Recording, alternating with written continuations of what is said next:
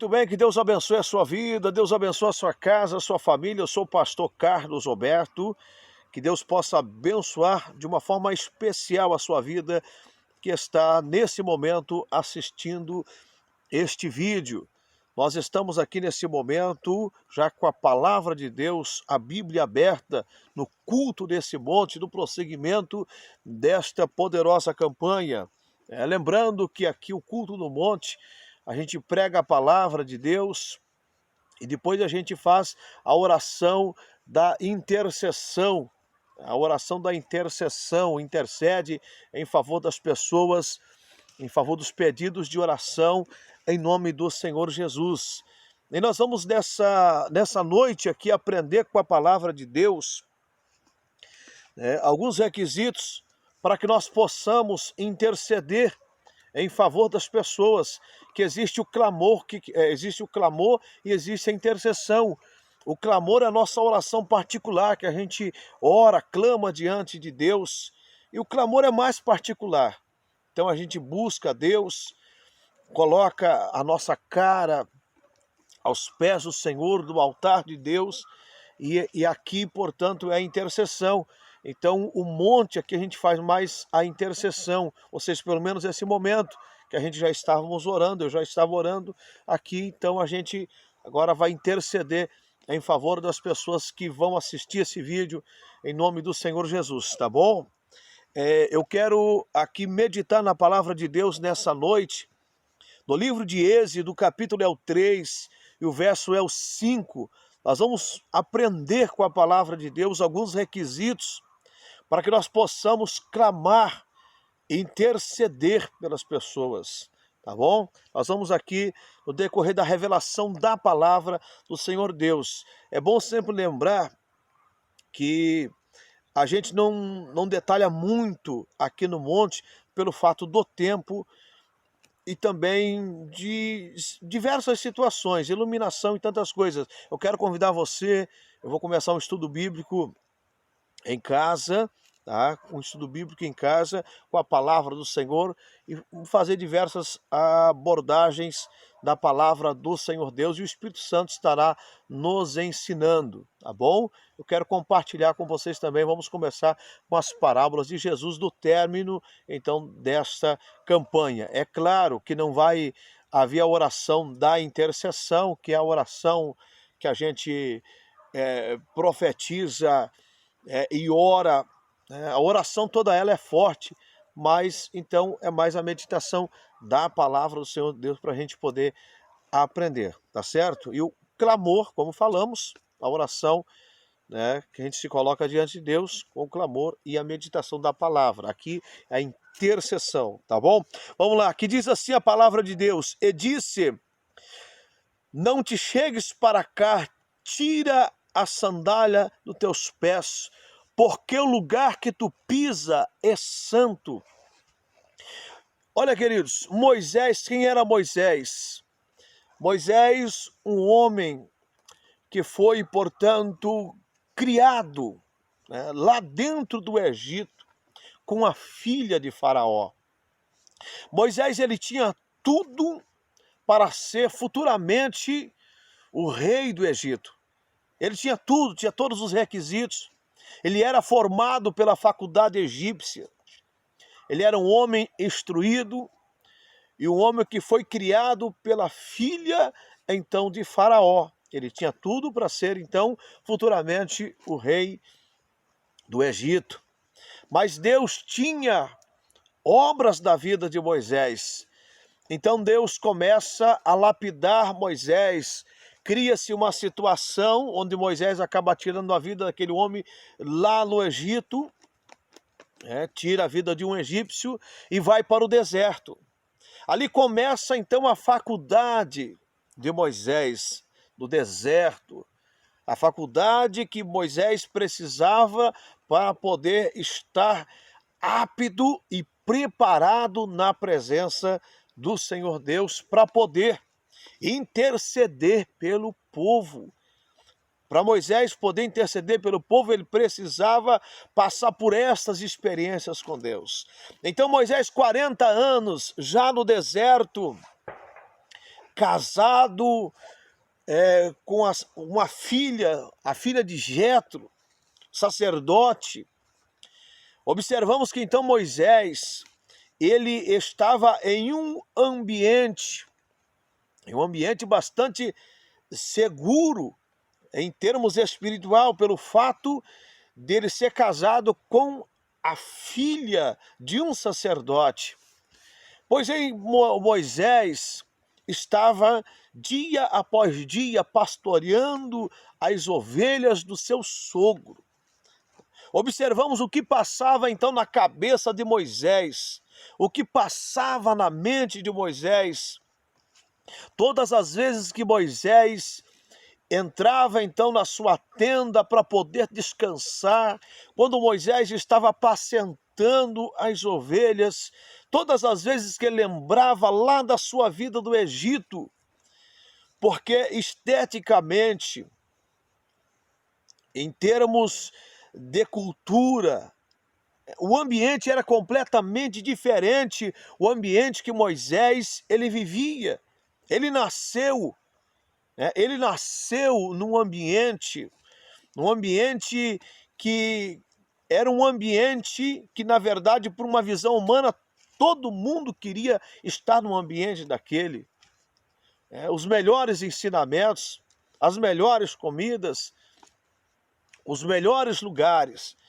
Porém, observamos que então Moisés, o Senhor, começa a trabalhar com ele, mas as lembranças existiam.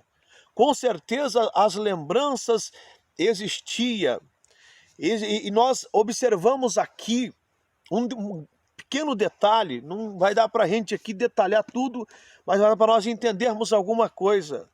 Que quando então Moisés ele chega diante da sarça ardente do grande mistério, né? O fogo que não se consumia, onde tal qual Deus fala ali com Moisés. Então a palavra de Deus diz que quando Moisés vai se aproximando, o Senhor fala com ele e diz: tira a sandália dos teus pés, porque o lugar que tu pisa, ele é santo. A palavra santo quer dizer separado. Então o lugar que Moisés estava era um lugar separado, ou seja, um lugar que, quando começou a manifestação do Senhor, o fogo de Deus, esse lugar já foi separado, com a unção, com a presença de Deus, porque todo o ambiente que tem a unção de Deus é separado. Nós estamos aqui, uma pessoa com uma visão normal, aqui está a botija de azeite, está a botija de azeite. Uma pessoa com a visão normal, ela não consegue entender que o lugar onde é orado, é consagrado, e já foi colocado óleo aqui, é santo. Não é qualquer lugar. Para o homem natural é qualquer lugar. O altar da casa do Senhor é um lugar santo, a igreja é santa. Onde você ora na sua casa, onde você intercede, a mesa que você se alimenta é santa. O lugar que você busca a Deus é santo. Então é necessário nós termos esta visão. Então quando Deus ele se manifesta, aí aquele lugar se torna santo. E Moisés, ele foi se aproximando. Aí Deus manda ele tirar as sandálias. Historicamente, as sandálias de Moisés existia uma marca. Porque no passado, lembrando da vida de Moisés lá no Egito, só quem podia usar sandálias era quem fazia parte da linhagem real. Eram os que podiam usar as sandálias. Então existiam as sandálias da linhagem real que tinha o carimbo, então, de uma autoridade, ou seja, o carimbo que tinha naquela sandália, distinguia quem estava usando aquela sandália. Então, só podia usar sandália lá, quem era da linhagem real, né, os escravos não poderiam usar sandálias. Por que os escravos podiam andar sandálias? Tinham que andar de pé no chão, pé descalço, para poder amassar o barro na época. E não existia poder aquisitivo também para o povo na época comprar as sandálias, porque era uma mercadoria muito cara. Então não existia possibilidades também financeira, mesmo que houvesse uma permissão. Então essa sandália tinha marca, e a marca era da linhagem real. E a marca da linhagem real tem uma força muito grande. Então observamos que quando Moisés ele chega diante da sarça ardente, o Senhor manda ele tirar as sandálias, porque estas sandálias, elas tinham vindo lá do Egito, e Moisés não precisava de nenhuma marca do Egito, de nem um brasão egípcio, para poder interceder pelo povo. Ele precisava da unção de Deus.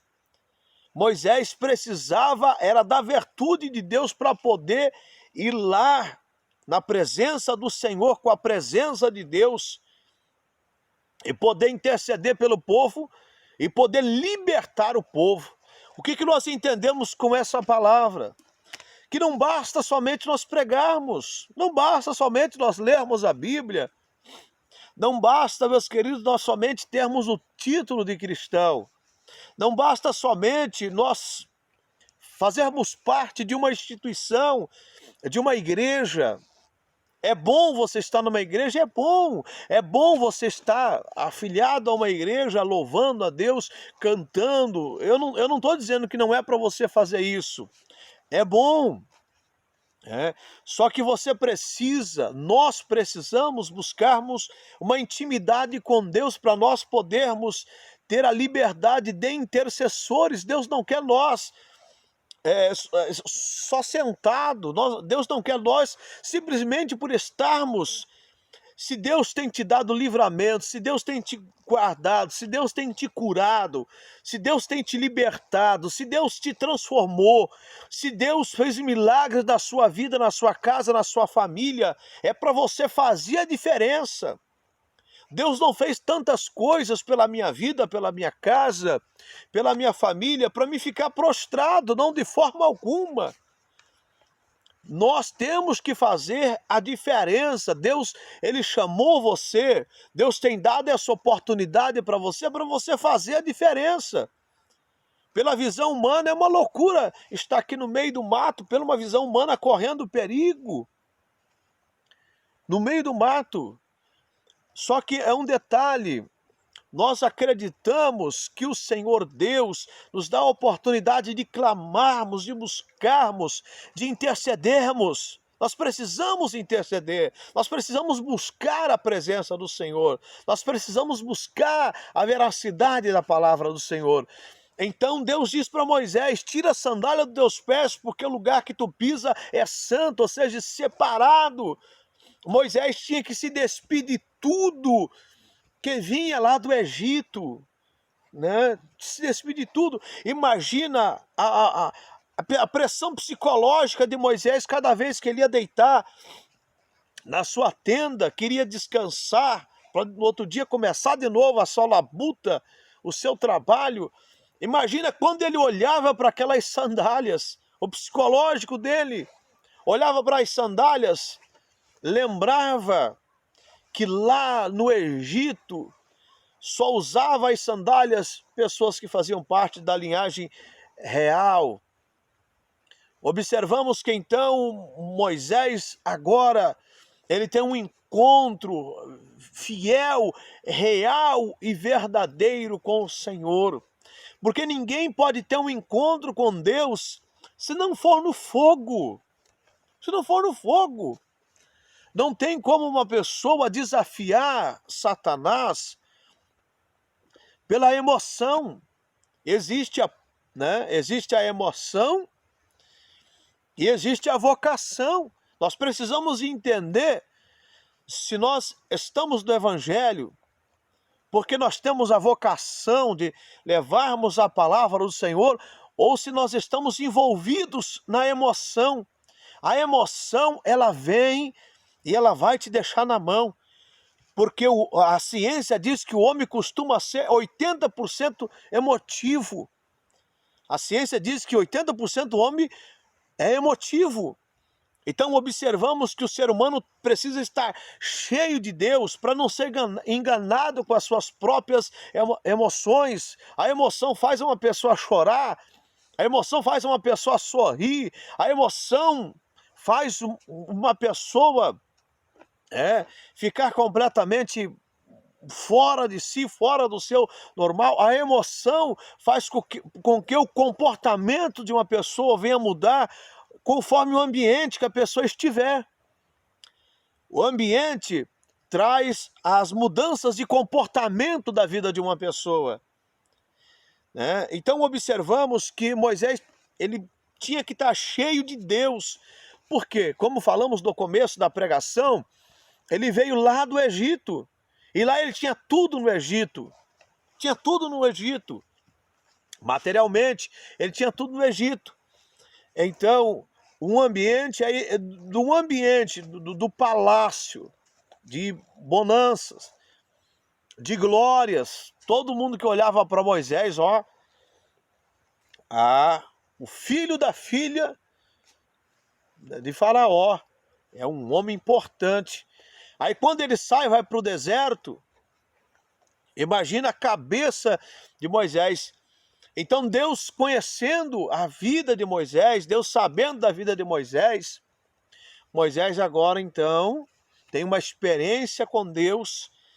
Ele precisava saber quem ele era, porque no dia a dia, um homem ou mulher de Deus, uma pessoa de Deus, precisa saber quem ele é, quem ela é, porque senão os desafios dessa vida vão vir e vão fazer com que você venha prostrar na fé.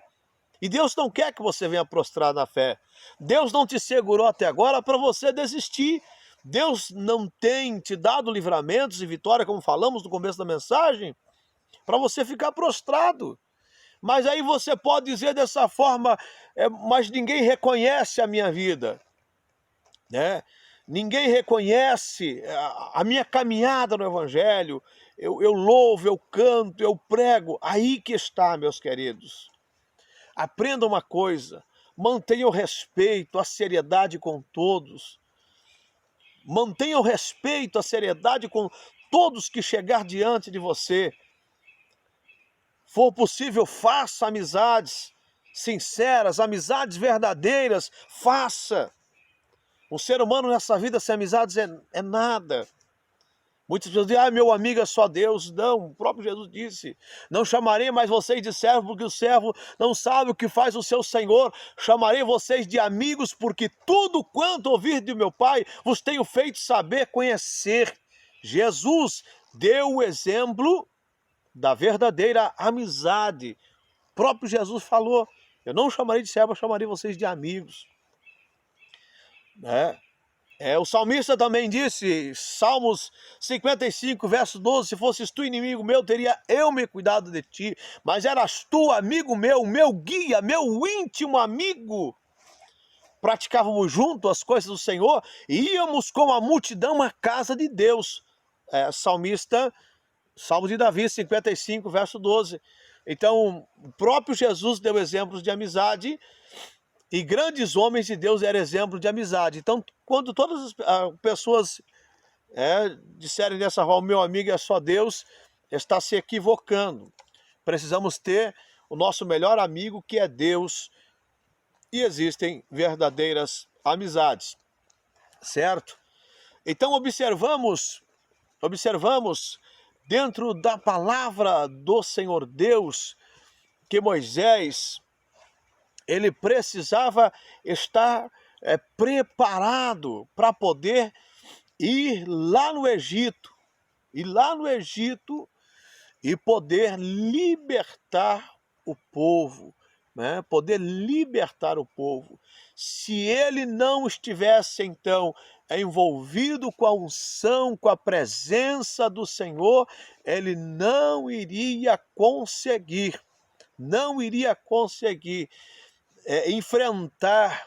enfrentar todas as afrontas lá de Faraó, os feiticeiros de Faraó, que se manifestaram e fazendo todos os sinais e prodígios. Se então Moisés não está preparado, ele iria ser frustrado, iria fracassar numa grande batalha. Então deixa eu te falar uma coisa para você. No meio da batalha você não pode se frustrar de forma alguma. A Bíblia diz que Davi, quando ele luta com o gigante, não existe ninguém que dissesse para Davi, vai. A Bíblia não diz que alguém dizia para Davi, vai lutar, Davi. Vai lá que você vai vencer. Na vida, não é todos. 1% vai acreditar que você vai vencer. Então não espere elogios, que os elogios te corrompem. Os elogios podem te corromper. Espere reconhecimento de verdadeiros amigos. Os verdadeiros amigos é que reconhece o seu trabalho, o seu dia a dia, em todas as áreas, material, espiritual, profissional, como cidadão, como ser humano. Enfim, os verdadeiros amigos são aqueles que reconhecem. E quem não reconhece, quem te elogia, os que te elogiam, corre o risco de não serem verdadeiros. Porque os verdadeiros amigos, eles reconhecem, né? Observamos que Davi, quando estava ali naquela grande batalha, ninguém dizia para ele, vai. Não existia plateia. Tome muito cuidado com a plateia. Sabe por quê? Porque existia um povo, uma plateia, que dizia para o gigante, para o gigante ir. Imagine a torcida dos filisteus com Golias. Imagine a zombaria. Porém, a Bíblia diz que fugiram. Quando o gigante Golias caiu, quando o seu valente caiu, todos fugiram. É assim, a maioria daqueles que te elogiam, enquanto as coisas estão bem, quando há uma situação, todos fogem. É dessa forma. Enquanto o filisteu ele era vencedor, guerreiro, homem experiente, guerreiro experiente, velho, então existiam os aplausos, existiam os elogios, mas Davi não existia nenhum tipo de aplauso, nem elogio, e no momento nem reconhecimento. Depois, quando o gigante cai, houve o reconhecimento, que então o capitão pergunta, né, para Davi, né, quem era o seu pai, o rei, pergunta para ele. Até aquele presente momento o rei não havia perguntado nada, ninguém havia perguntado nada para ele. Não existia apoio nem dos seus irmãos, de forma alguma.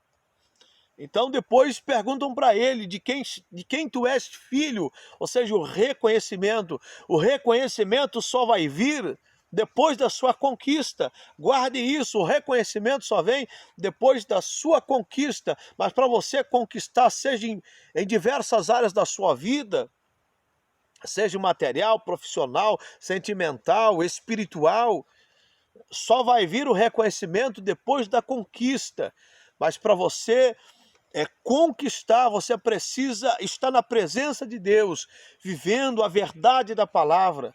Porque se não estiver na verdade da palavra, não tem como vir a unção de Deus, não tem como se manifestar o poder que vem do alto dos céus. Então observamos que houve batalha vencida com Davi. Davi vence a batalha, então aí é reconhecido, Enquanto todo mundo estava aplaudindo, depois, né, depois da conquista, ele vai lá e corta a cabeça do gigante, né, do gigante Golias, como certeza de vitória. Tudo que fizer tem que fazer bem feito, com certeza, porque vai que o gigante não estivesse morto, se levantaria e pegasse novamente Davi. Então fez tudo com cuidado. Indo para Moisés, tem um encontro então com o Senhor Deus, e quando ele chega no Egito, com a presença de Deus, com a virtude de Deus, né? O nome de Deus é glorificado. Deixa eu dizer uma coisa para você. Deus, ele vai permitir você ir em diversos lugares. Deus, ele vai permitir batalhas com gigantes. Deus, ele vai permitir batalhas lá no palácio de Faraó. Deus vai permitir diversas batalhas. Mas o Senhor Deus, ele será contigo. Você estiver dentro dessa palavra, se você já passou pela experiência com Deus, se você já passou pela faculdade do deserto, o que é a faculdade do deserto? É o sofrimento, é a batalha. Aí muitos podem dizer assim, quer dizer que eu tenho que sofrer? Não, não é isso, não. Estamos falando de experiência. Deus, ele molda os seus vasos da forma que ele quer. Você que talvez está sofrendo, já sofreu com enfermidade, deixa eu dirigir uma palavra para você, profética da parte de Deus. Você pode estar assistindo, pode estar com câncer, pode estar desenganado pela medicina, e você diz, é o fim para mim. O que para o homem é o fim, para Deus é apenas o começo. Se tiver que fazer um concerto com Deus, faça um concerto com Deus. Se tiver que se queimar neste fogo divino, como Moisés se queimou, e houve ali, então, um propósito com Deus para poder tirar o povo do Egito, teve que existir um propósito com o Senhor. Deus, ele fará. Você que, quem sabe, está acamado, que está desenganado pela medicina, faça um propósito com Deus. Mas por que propósito, pastor? Porque Deus, ele não faz nada por fazer. Deus, ele faz para que o nome dele seja glorificado. Por que Deus vai te curar? Por que Deus me curou? Por que Deus vai libertar essa pessoa das drogas? Existe um propósito, não é uma troca, é um propósito. É uma aliança com Deus. É uma aliança com o Senhor. E Deus quer essa aliança contigo. Deus quer a reconciliação da sua vida. Deus quer que você volte para Jesus, que você aceite Jesus, que você tome uma decisão com Deus novamente. Você precisa saber o que é que Deus está querendo de você. Por que Deus ainda não converteu o seu esposo, a sua esposa, os seus filhos, a sua casa, a sua família, a sua parentela, as pessoas que você ama e que você quer que Deus faça a obra? Quem sabe ainda precisa uma preparação. E essa preparação, por mais que você leia a Bíblia, você consiga interpretar todos os textos da Bíblia, você entende de escatologia, você entende de tudo da Bíblia, né? Você entende das revelações da palavra, Daniel e Apocalipse. Que benção, é uma benção.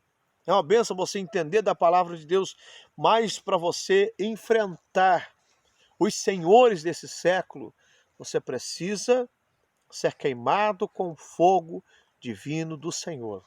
Assim como Moisés foi queimado com o fogo de Deus, assim como Moisés, né, se preparou para poder chegar até a sarça, para ter experiência com Deus, assim nós precisamos prepararmos, você precisa se preparar para chegar até a sarça, né, do fogo de Deus, aonde tem a presença do Senhor, no lugar santo, no lugar separado, no lugar separado.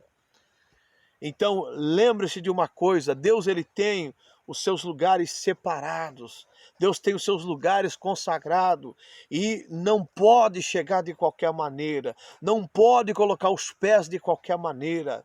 É necessário que haja uma reverência, é necessário que haja um discernimento, é necessário que haja um conserto, é necessário que haja uma comunhão com Deus, é necessário que haja um propósito com Deus. Aleluia! Anda lá, bassuricou vanai. Gênesis do capítulo 35, no verso 1, Deus também fala com Jacó e manda Jacó subir a Betel. Já falamos desse vídeo sobre Jacó, em alguns vídeos sobre Jacó, para que Jacó fosse edificar um altar, ou seja, Deus mandou ele fazer um concerto, precisava do concerto, precisava da mudança de vestes, mudanças de comportamentos. Você lê em Gênesis 35, verso 2, você vai ver lá o que Deus então fala para Jacó. Então é necessário para que nós venhamos ir no Egito. O Egito é esse mundo. O Egito, nós estamos pisando nele todo dia. Estamos pisando nele todo dia. O Egito é esse mundo. Todo dia nós estamos vendo pessoas escravizadas por Faraó. Eu não estou entendendo, pastor. Todo dia nós estamos vendo. Então, quando você presencia essas pessoas sofrendo, para você pregar para essas pessoas, para você libertar essas pessoas pelo poder da palavra, precisa ter uma comunhão com Deus. Porque tem gente que entra no Egito e fica no Egito. Tome cuidado para entrar no Egito despreparado e ficar no Egito. Não tem como entrar no Egito despreparado. Existem pessoas que estão oprimidas por obras de feitiçaria, pessoas que estão morrendo na macumba, pessoas que estão morrendo por obras de feitiçaria. E para você orar, você precisa saber que quando você ora, você está comprando uma briga, você está dizendo dessa forma, em nome do Senhor Jesus, eu compro essa briga, eu compro essa batalha. Aí tem que ver se a pessoa está comprando a batalha. Por isso que a gente sempre fala que as pessoas que fazem o pedido de oração, que nós estamos colocando, tem um monte de pedido em casa lá também.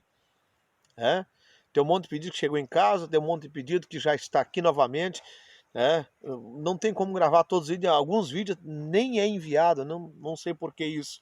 Enfim, são detalhes. A gente fala para as pessoas que acreditam, porque se a pessoa disser assim, eu creio, o milagre vai acontecer. Agora se a pessoa diz, eu não sei, porque se a pessoa não acreditar, não tem como, então você interceder e você comprar a briga de quem não quer brigar.